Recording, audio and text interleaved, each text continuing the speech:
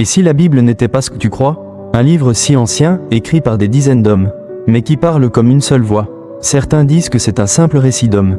D'autres croient que c'est la parole du Dieu vivant. Alors, qui a vraiment écrit la Bible? Reste bien jusqu'à la fin, car ce que tu vas découvrir pourrait bien changer ta relation avec Dieu, à jamais. La Bible n'est pas un seul livre, mais une bibliothèque de 66 livres, écrits sur plus de 1500 ans, par environ 40 auteurs différents, venant de milieux totalement différents. Rois, bergers, médecins, prophètes, pêcheurs. Pourtant, ce livre raconte une seule et même histoire, celle de la relation entre Dieu et l'humanité. Moïse a écrit les premiers livres, la Genèse, l'Exode. David, roi et poète, a composé les psaumes. Ésaïe, Jérémie et d'autres ont transmis des prophéties puissantes.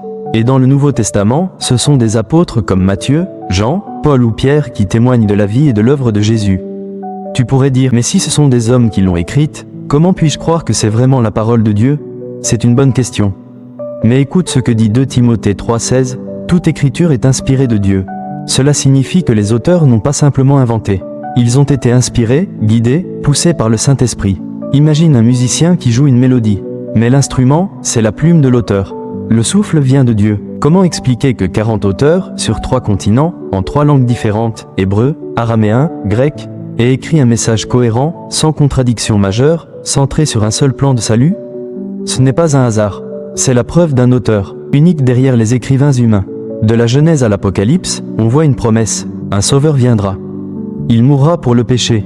Il reviendra pour régner. Jésus lui-même confirme l'origine divine des Écritures.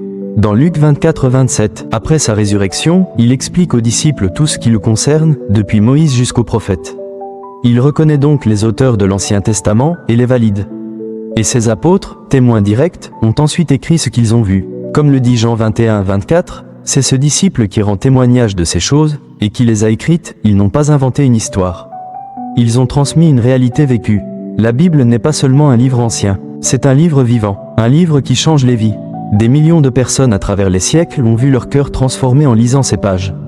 Pourquoi? Parce qu'elle n'est pas seulement écrite par des hommes, mais inspirée par Dieu, encore portée par l'Esprit aujourd'hui. Hébreux 4,12 dit: « Car la parole de Dieu est vivante et efficace, plus tranchante qu'une épée à 2 tranchants. » Alors, qui a vraiment écrit la Bible? Des hommes, oui, mais inspirés et conduits, choisis par Dieu lui-même. Et si Dieu a veillé sur chaque mot, ce n'est pas pour nous donner un simple livre d'histoire. C'est pour nous donner un message de vie. Alors la vraie question est, vas-tu écouter ce que Dieu t'y dit? Abonne-toi, aime et partage la vidéo, pour bénir d'autres personnes. Et laisse un commentaire. Amen.